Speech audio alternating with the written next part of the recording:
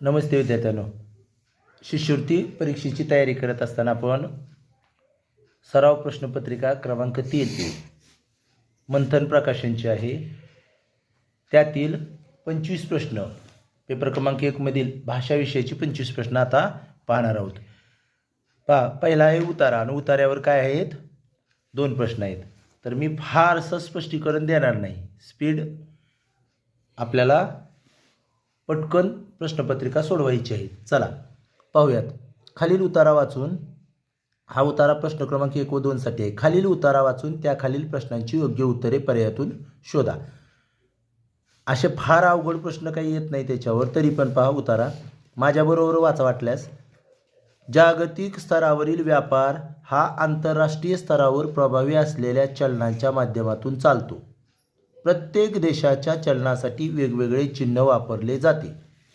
सध्या आंतरराष्ट्रीय चलन म्हणून अमेरिकन डॉलर या चलनाचा सर्वाधिक वापर होत आहे.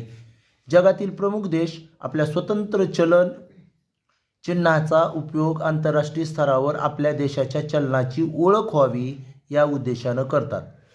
इंग्लंड पाऊंड स्टर्लिंग, जपान येन, चीन युआन. हे बघा काय आहेत माहिती आहे का, ही त्या देशाची चलन आहेत. आपलं जसं रुपये आहे की नाही, आपलं भारताचं रुपये आहे, तसं हे त्या देशाची चलनाची नावं आहेत.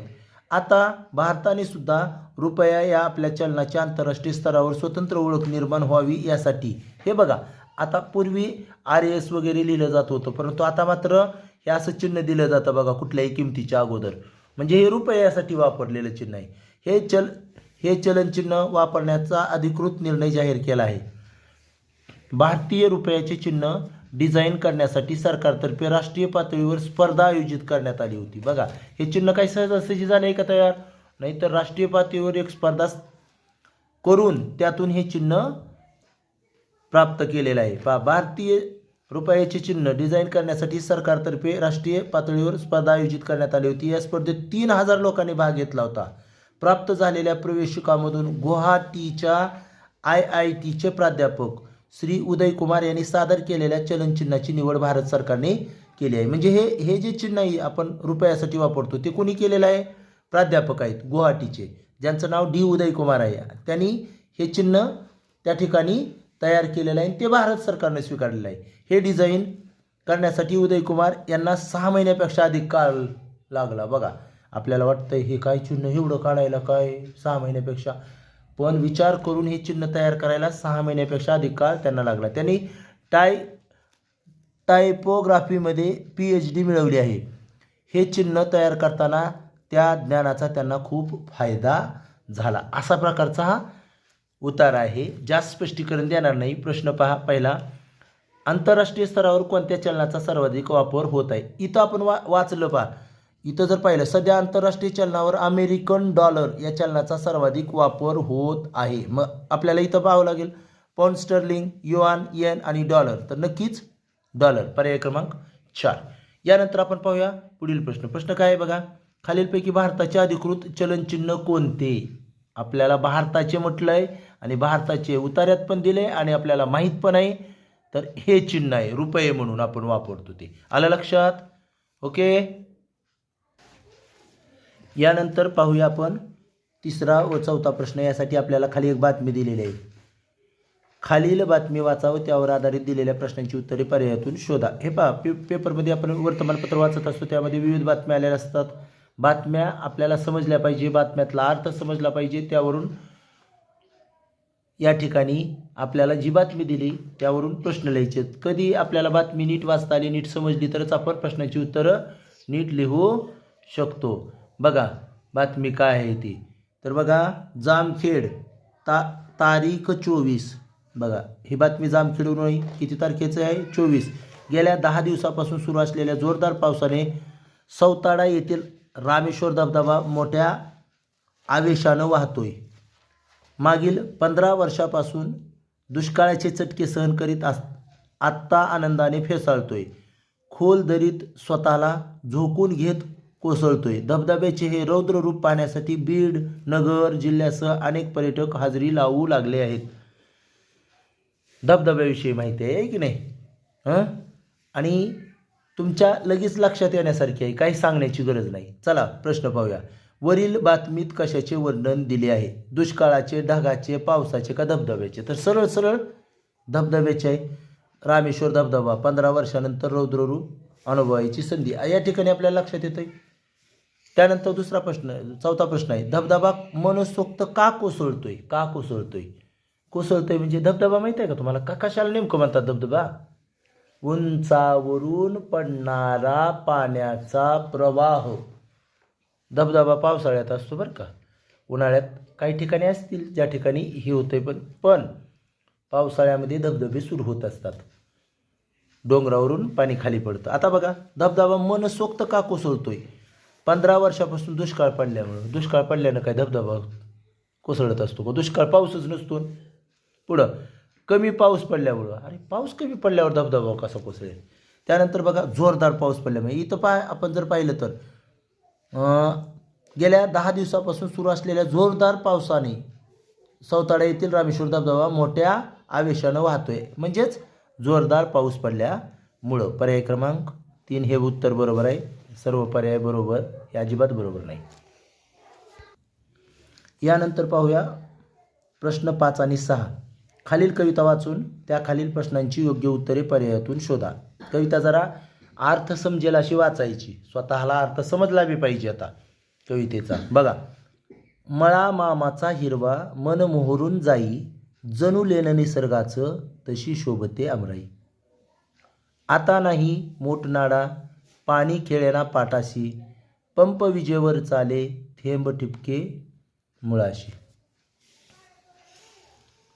मन धावते पाहण्या जणू कारंजाची धार, पाणी पाजण्या पिकाशी सुरू सिंचन तुषार.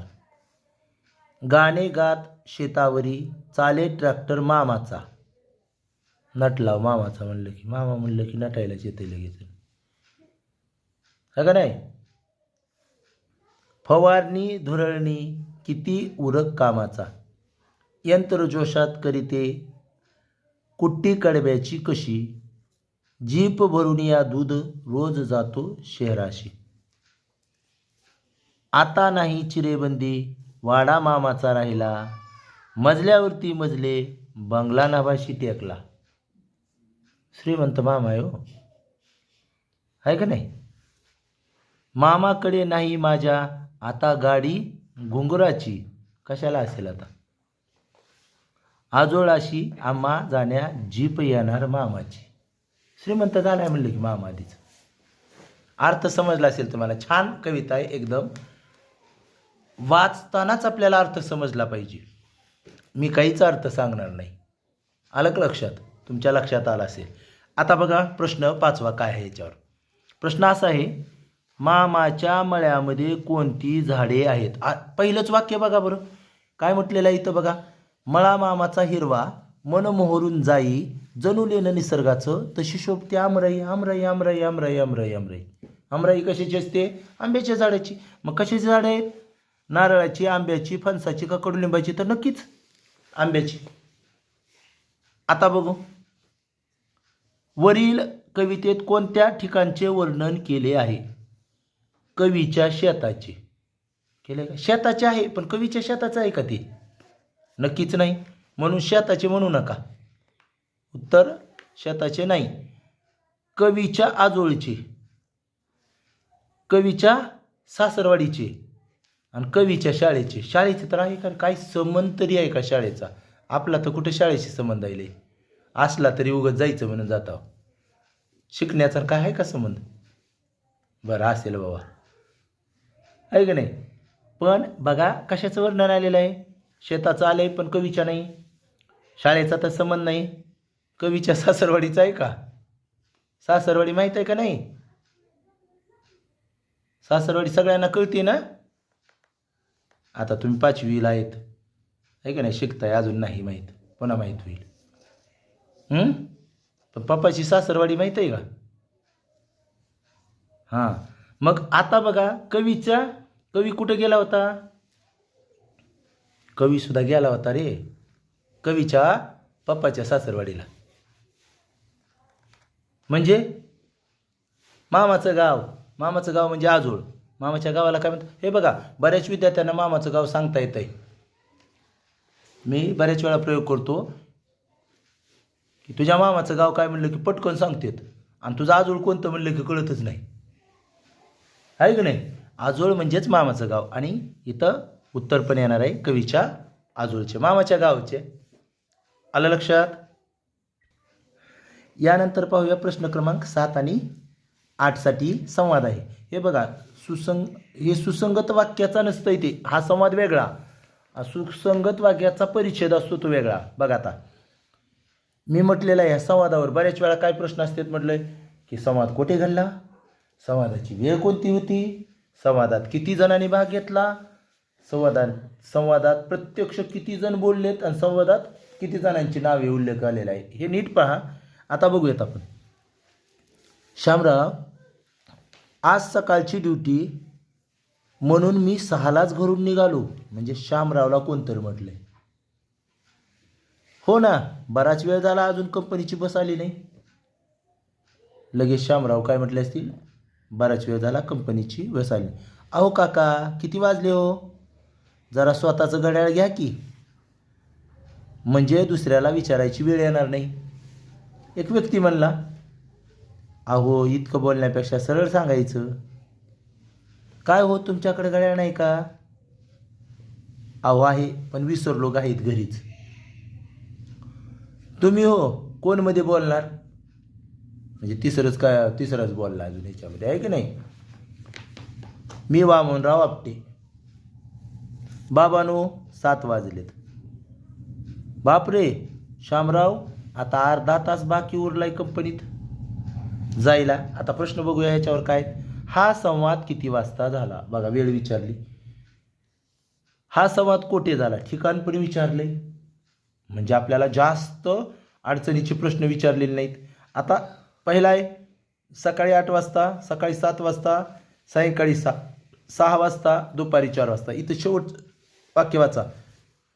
मी वामनराव आपटे. बाबांनो 7 वाजलेत. म्हणजे संवादाची वेळ काय? सकाळी 7 वाजता. पर्याय क्रमांक 2. हा संवाद कुठे झाला? वामनरावच्या घरी. वामनरावच्या, बघा इथं म्हणलं रामरावाच्या घरी, वामनरावाच्या घरी, कंपनीत का बस स्टॉपवर?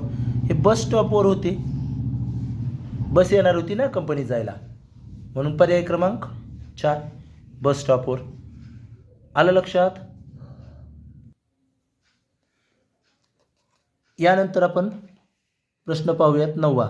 खालील वाक्यात कोणते विरामचिन्ह वापरणे योग्य ठरेल? बघा, विरामचिन्हावर प्रश्न कधी विचारला जातो. बघा, शेतकरी हा जगाचा पोशिंदा असतो. सरळ सरळ वाक्य आहे या ठिकाणी, आहे की नाही? मग इथं काय येणार आहे? पूर्णविराम. पर्याय क्रमांक 1 पूर्णविराम. पर्याय क्रमांक 1 असा पूर्णविराम येणार आहे शेवटी. लक्षात येतं? त्यानंतर पुढील प्रश्न पाहूयात. प्रत्येक प्रश्नाचं उत्तर तुम्ही मी बोलण्याच्या अगोदर पाठवायचं आहे, मी उत्तर सांगण्याच्या अगोदर. 10वा. खालील पर्यायातून समानार्थी नसलेल्या शब्दांची जोडी शोधा. नसलेल्या म्हटले बरं का, हा शब्द महत्त्वाचा आहे. नसलेल्या. पाणी, सलील म्हणतात, समानार्थी शब्द आहे. हरिण, केशरी. नाही, हरिण केशरी. हरिणला काही केशरी म्हणतात का? केशरी म्हणजे सिंह, मग हे समानार्थी शब्द नाहीत. वात, पवन. वात म्हणजे वारा, म्हणजेच पवन, समानार्थी शब्द आहे. रात्र, निशा, समानार्थी शब्द आहे. नाही कोणता? पर्याय क्रमांक 2 हरिण केशरी. हरणाला मृग म्हणतात आणि केशरीला सिंह म्हणतात. शार्दूल सुद्धा म्हणतात बरं का सिंहाला. त्यानंतर पहा 11वा प्रश्न. हिंसा या शब्दाच्या विरुद्धार्थी शब्द पर्यायातून शोधा. हिंसा विरुद्धार्थी म्हटलंय, आपल्याला लगेच कळतं. हिंसाच्या विरुद्धार्थी शब्द काय आहे? ना हिंसा नाही आहेत. अहिंसा, भांडण का हिंसाचार? तर नक्कीच हिंसा विरुद्धार्थी अहिंसा. 12वा प्रश्न आहे. कसलीही पारख नसलेला या अर्थी असणारा अलंकारिक शब्द खालीलपैकी कोणता? म्हणजे बघा, इथं आपल्याला समानार्थी शब्द विचारला होता. बघा, इथं विरामचिन्हावर प्रश्न, पुन्हा समानार्थी शब्दावर, पुन्हा विरुद्धार्थी शब्दावर, आणि आता अलंकारिक शब्दावर. 12वा प्रश्न. कसलीही पारख नसणारा, त्याला काय म्हणतो आपण? गाजर पारखी. आलं लक्षात? त्यानंतर पुढं 13वा मी य नी त या 4 अक्षर दिलेले आहेत. मी य नी त या अक्षरापासून तयार होणाऱ्या अर्थपूर्ण शब्दाचा विरुद्धार्थी शब्द शोधा. बघा कधी कधी आपण काय करतो, अर्थपूर्ण शब्द शोधतो नुसता आणि तो पर्यायामध्ये असतो, पण इथं त्यांनी विरुद्धार्थी विचारलेला आहे. मग बघा याच्यापासून नियमित शब्द तयार होतो. कोणता? नियमित. आणि त्याचा विरुद्धार्थी काय होईल? भरपूर आहे का नियमितचा? नाही. दररोज आहे का? नाही. अनियमित नक्कीच आहे. अ जोडून विरुद्धार्थी शब्द तयार होतो. आलं लक्षात? यानंतर पाहूया पुढील प्रश्न, 14वा प्रश्न.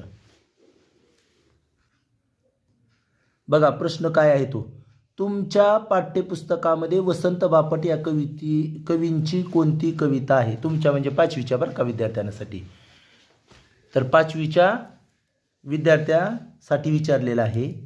बघा माय मराठी, जनाई, कापणी आणि वल्वार वल्वा. तर वसंत बापट यांची कविता कोणती आहे? वल्वार वल्वा ही कविता वसंत बापट यांची इयत्ता 5वीच्या पुस्तकामध्ये आहे.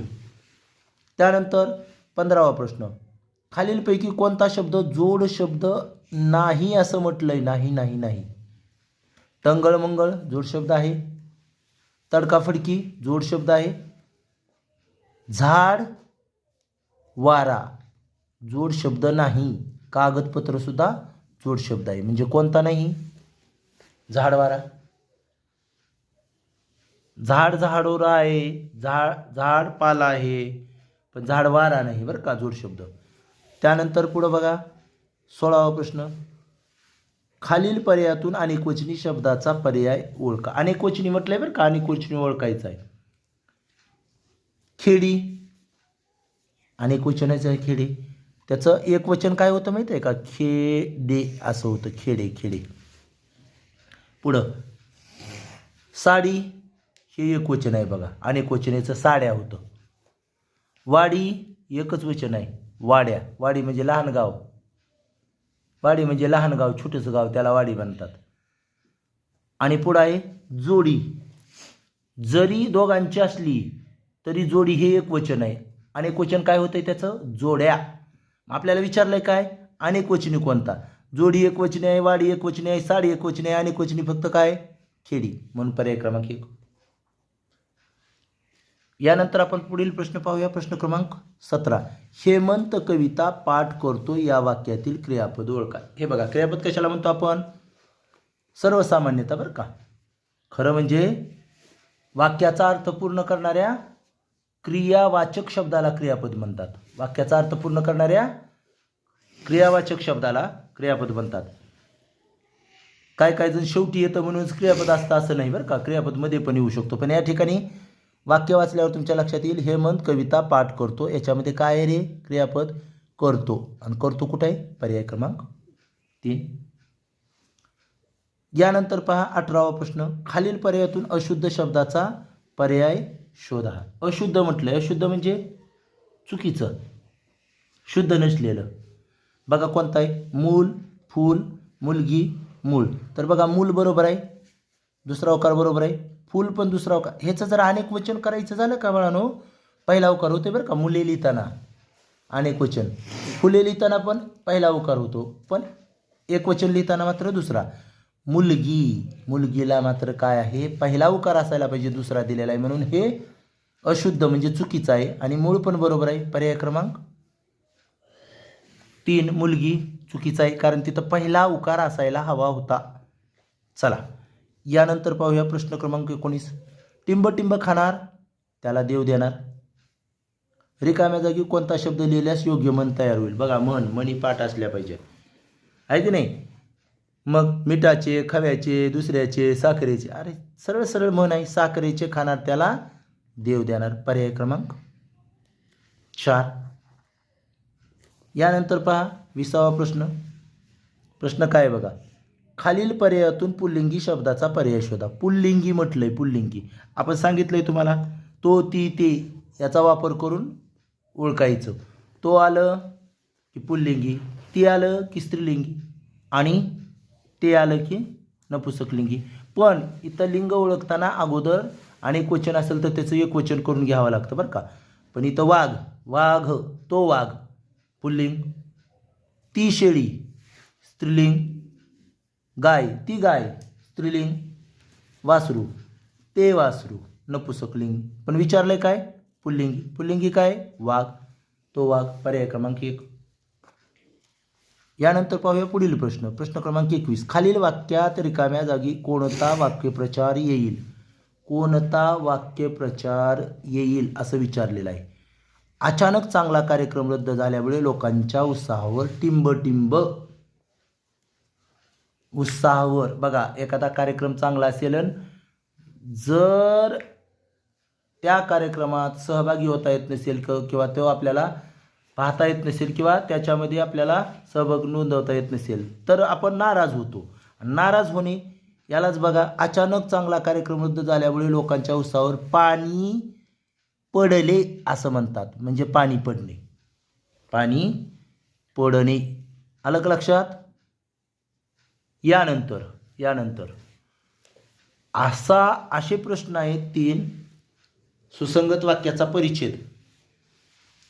इथं मात्र एकावर एक आधारित प्रश्न असतात, एकावर एक आधारित प्रश्नांची उत्तरे असतात. त्यामुळं तिन्ही मी पहिल्यापासून सांगतो तसं पहिल्यांदा तिन्हीच्या तिन्ही वाक्य नीट वाचायचे, समजून घ्यायचे, त्याचे पर्यायसुद्धा वाचायचे. 3 वाचल्याशिवाय पहिल्याचं उत्तर लिहायचं नाही कधीच. चला मी सांगितलं तसंच आपण वाचून बघूयात. पहिलं आता आपल्याला खालील वाक्यात रिकाम्या जागी योग्य शब्द लिहून सुसंगत वाक्याचा परिच्छेद तयार करायचा आहे. 22 ते 24 प्रश्न आहेत. पहा. टिंबच्या युगामुळे जग अगदी जवळ आले आहे. आकाशवाणीच्या, दूरदर्शनच्या, माहिती तंत्रज्ञानाच्या धावपळीच्या. पुढचा प्रश्न आहे 23वा. आपण जगातील कोणतीही माहिती टिंबच्या माध्यमातून घर बसल्या प्राप्त करू शकतो. इंटरनेटच्या, पुस्तकाच्या, दूरध्वनीच्या, रेडिओच्या. 24वा. इंटरनेटमुळे आपण कितीतरी दूर असलेल्या व्यक्तींना टिंबद्वारे काही सेकंदात संदेश पाठवू शकतो.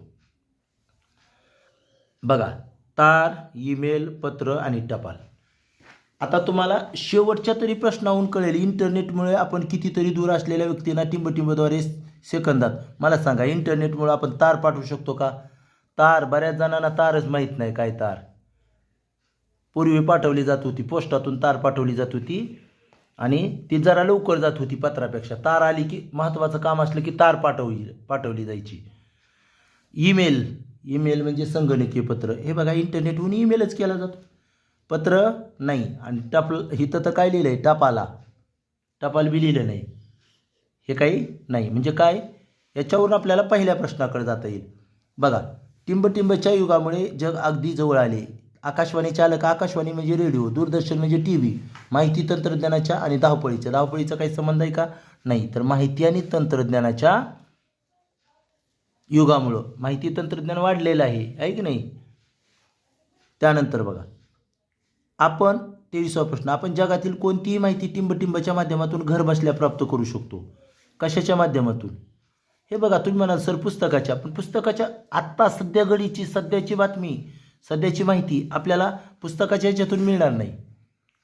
दूरध्वनी म्हणजे माहीत आहे तुम्हाला, टेलिफोन.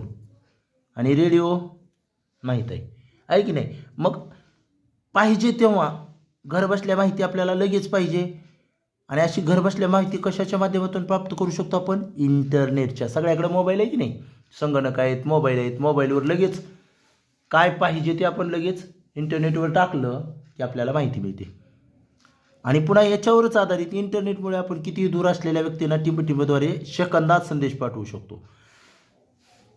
तर तार ही जुन्या काळात होती, मी सांगितलं, पोस्टातून पाठवली जाईल. पत्र पण पोस्टातून. हे टपाल आलेले. टपाल लिहायचं असेल, कानात आला असेल कदाचित जास्त. टपाल म्हणजे पण पत्रच. तर तसं नाही. तर ते इंटरनेटवर काय पाठवलं जातं? ईमेल, इंटरनेटच्या माध्यमातून. आणि ईमेल म्हणजे मराठीत त्याला संगणकीय पत्र म्हणायचं बरं का. इंटरनेटला आंतरजाल म्हणायचं. कारण मराठी इंग्रजी शब्द माहीत असले पाहिजेत. चला 25वा प्रश्न पाहूयात. पुढील वाक्यातील योग्य विधेयाचा भाग ओळखा. विधेय आणि उद्देश हे बघा, नीट लक्षात घ्या. विधेयाचा भाग म्हटलंय, उद्देशचा भाग म्हणलं की करता. कर्त्याचा भाग. आता वाक्य बघूया. पण उद्देशचा कर्त्याचा भाग म्हणलं मी, पण आपल्याला उद्देश नाही, विधेयाचा भाग ओळखायचा आहे. नरेंद्र मोदी भारताचे पंतप्रधान आहेत.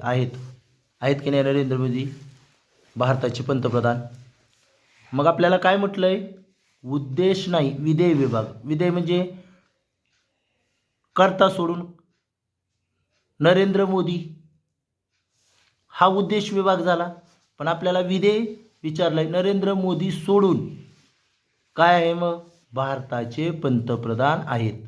पर्याय क्रमांक 4 हे उत्तर येणार आहे. अशा पद्धतीनं आज आपण या प्रश्नपत्रिकेतील 25 प्रश्न सोडवलेले आहेत. समजले असतील काळजीपूर्वक. तुमच्या एक गोष्ट लक्षात येईल, प्रश्नपत्रिका सोडवल्यावर आपल्याला काय करावं लागतं, कशा पद्धतीचा अभ्यास करावा लागतो, काय काय गरजेचं आहे, आपलं काय चुकतंय याचा विचार करा आणि त्या धर्तीनं आपलं नियोजन करून अभ्यास करा. आपण इथं थांबूयात. धन्यवाद.